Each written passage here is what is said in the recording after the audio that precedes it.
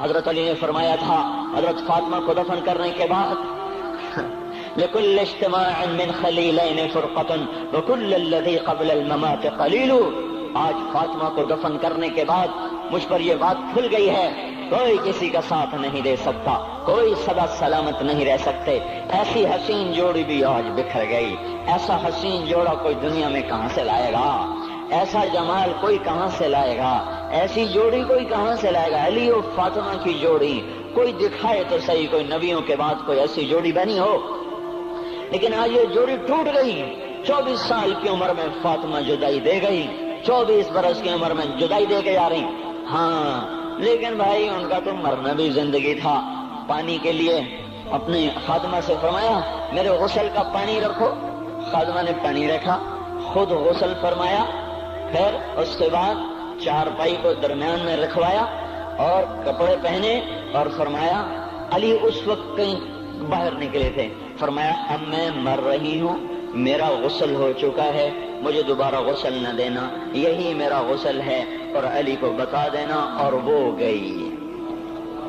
ہاں آپ نے کہا تھا حضرت فاطمہ سے میں جا رہا ہوں، وہ رونے لگی، پھر آپ نے پھر کان میں کہا نہیں نہیں تو غم نہ کر، سب سے پہلے تو ہی مجھ سے آ کے ملے گی، پھر وہ ہنسنے لگی۔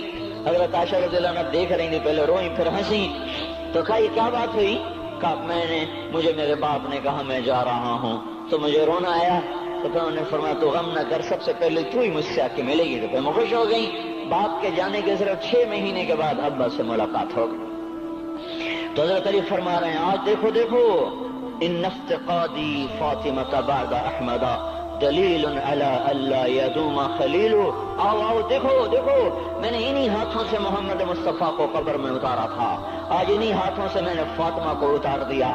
آج مجھ سے دنیا کا دھوکہ کھل گیا ہے، مجھے پتہ چل گیا ہے کہ یہاں کوئی دوستی سلامت نہیں رہ سکتی، کوئی گھر آباد نہیں رہ سکتا۔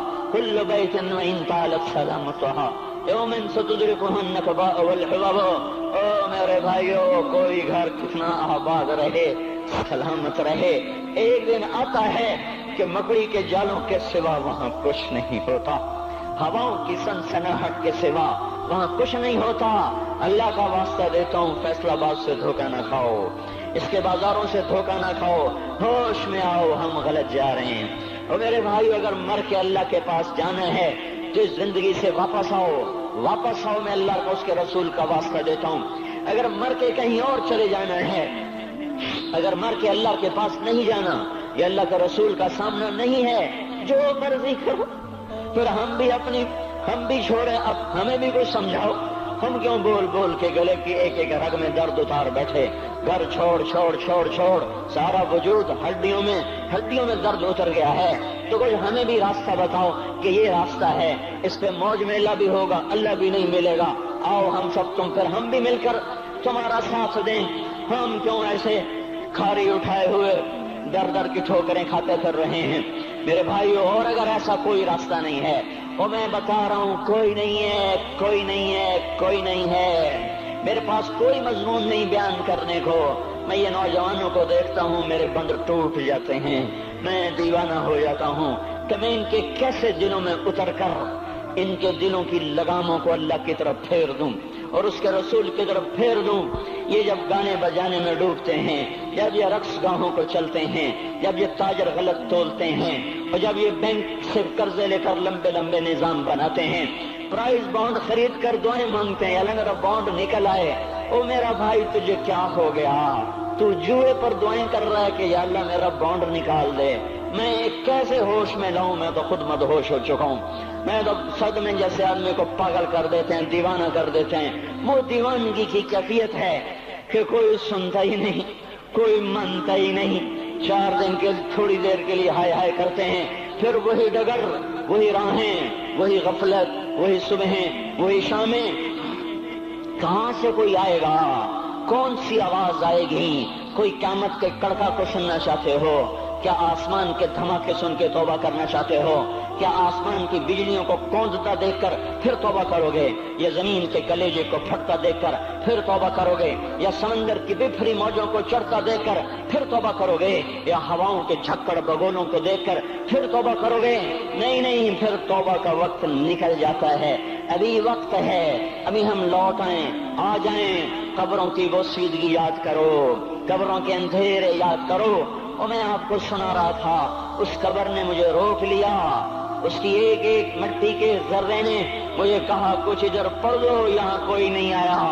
ہاں ہاں، کوئی نہیں آیا کرتا، کوئی نہیں آیا کرتا، یہاں علی فاطمہ جدا ہو گئے، باقی کون ہمیشہ رہ سکتا ہے؟ اور جب جدائیاں ہوتی ہیں پھر کیا ہوتا ہے؟ كأن لم تكن بيني وبينك خلة ولا حسن ود مرة في التبادل۔ پھر ایسا ہوتا ہے جب جدائیاں ہو جاتی ہیں پھر یوں ہوتا ہے کہ جیسے کبھی کوئی آیا ہی نہ تھا، کوئی مل بیٹھا ہی نہ تھا، کوئی ماں نہ تھی، کوئی باپ نہ تھا، کوئی بھائی نہ تھا، کوئی سنگی نہ تھا، کوئی ساتھی نہ تھا۔ اس طرح انسان بھلا دیتا ہے اپنے جھمیلوں میں گم ہو کر، ہنسی مذاق میں گم ہو کر۔ میں اس قبر میں کھڑا پڑھتا جا رہا ہوں، پڑھتا جا رہا ہوں، پڑھتا جا رہا ہوں، اس کا کتبہ ٹیڑھا ہو چکا ہے زمانے کی گردش نے اور ماضی کے بے رحم گردش نے اس کے سارے کتبے کو کالا کر دیا تھا۔ مجھے تجسس ہوا، میں دیکھوں یہ ہے کون جس کی قبر نے مجھ جیسے اجنبی کو رونے پہ مجبور کر دیا اور مجھے کھڑا کر دیا۔ میں قریب ہوا، میں نے جھاڑا تو پر لکھا ہوا تھا اللہ اکبر، رستم ہند امام بخش۔ رستم ہند، جس کے لیے مہاراج قالین بچھاتے تھے، جس کو ہاتھیوں پہ سوار کروا کے لایا جاتا تھا، جس کے آگے پیچھے ڈھول بجتے تھے، اور جیسے آج کل یہ کرکٹ کے کھلاڑیوں کے آگے پیچھے خلقت ہوتی ہے، یہ وہ دور تھا جب پہلوانوں کے آگے پیچھے خلقت ہوتی تھی۔ آج اس کی خبر ویران ہو کر کہہ رہی ہے کوئی ادھر بھی تو پڑھ کے جب چلتا جائے، کوئی یہاں بھی تو کچھ تحفہ دیتا جائے۔ میرے محترم بھائیو، جب موت آئے گی تو کوئی اولاد یاد نہ کرے گی، کوئی ماں باپ یاد نہ کریں گے، مائیں لال بھول جاتی ہیں، ماؤں کو بچے بھول جاتے ہیں، ماؤں کو بچے بھول جاتے ہیں، باپ اولادیں بھول جاتے ہیں، بیویوں کو خامن مل جاتے ہیں، خامدوں کو بیویاں مل جاتی ہیں، یاروں کو یار مل جاتے ہیں۔ وہ تو ہم ہیں جو جا کے تہہ خاک سو جاتے ہیں، اکیلے تنہا زندگی کا سفر شروع ہو جاتا ہے۔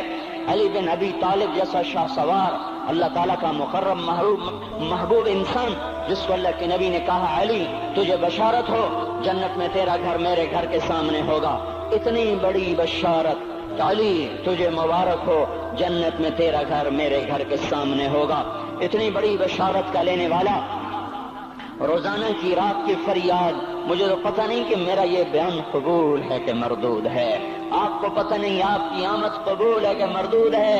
آج 25 روزے رکھتے ہوئے ہو گئے، کچھ پتہ نہیں، اللہ تعالیٰ قبول کرے گا یا رد کر دے گا، بڑی ذات ہے۔ آج تک زندگی میں کوئی ایک عمل بھی نظر نہیں آتا جس پر ہم دعویٰ کر سکیں یہ کام تو میرا اللہ کو بڑا پسند آئے گا اور میری بخشش کا سامان ہو جائے گا۔ ہم فقیر لوگ ہیں میرے بھائیو، ہماری معیشت اتنی خراب نہیں ہوئی جتنا ہمارا ایمان خراب ہو گیا ہے۔ ہمارا فقیر، اس کا چولہا ٹھنڈا ہوا ہے، ہمیں اس کا درد ہے، لیکن اس کے چولہے ٹھنڈے ہونے کا اتنا درد نہیں ہے جتنا اس کے ایمان کی انگیٹھیاں سرد ہو چکی ہیں، جتنا یہ درد ہے، کیونکہ یہ فقر مالداروں کو بھی حاصل ہے۔ یہ فقر پوری دنیا پہ چھا چکا، مالدار بھی فقیر ہیں، دکاندار بھی فقیر ہیں، تاجر زمیندار بھی فقیر ہیں۔ آج جو جتنا بڑا دنیا دار ہے وہ ایمان کا اتنا بڑا فقیر ہو چکا ہے، وہ بھکاری ہو چکا ہے۔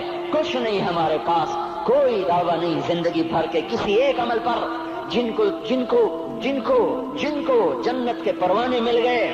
علی کا گھر میرے گھر کے سامنے، فاطمہ میری بیٹی جنت کی عورتوں کی سردار، حسن حسین جوانوں کے سردار جن کو جنت کے پروانے ملے۔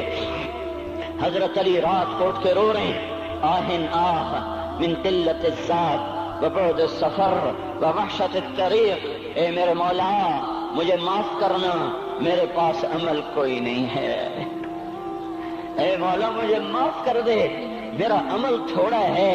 اور میں نے ابھی کیا کہا ہے، میں نے ابھی کیا بتایا آپ کو کہ علی کا گھر نبی کے گھر کے سامنے ہے، تو کچھ تو سوچو، کبھی تھوڑے عمل والا بھی دو جہان کے سردار کے گھر کے سامنے گھر بنا سکتا ہے؟ کبھی تھوڑے عمل والا اتنے مرتبے پہ جا سکتا ہے؟ وہ کیا کہہ رہے ہیں، یا اللہ میرا عمل تھوڑا ہے تو میرے پاس کیا ہے جس کا میں دعویٰ کروں؟ یا اللہ میرا عمل تھوڑا ہے، یا اللہ مجھے تنہا جانا ہے، یا اللہ راستہ بڑا خطرناک ہے، یا اللہ عمل کا توشہ تھوڑا ہے، اے میرے مولا مجھے معاف کر دے، مجھے معاف کر دے۔ یہ وہ ہیں جو معاف ہو چکے ہیں، جن کی بخشش ہو چکی ہے، اور مجھے تو پتہ نہیں ہے کس حال میں جانا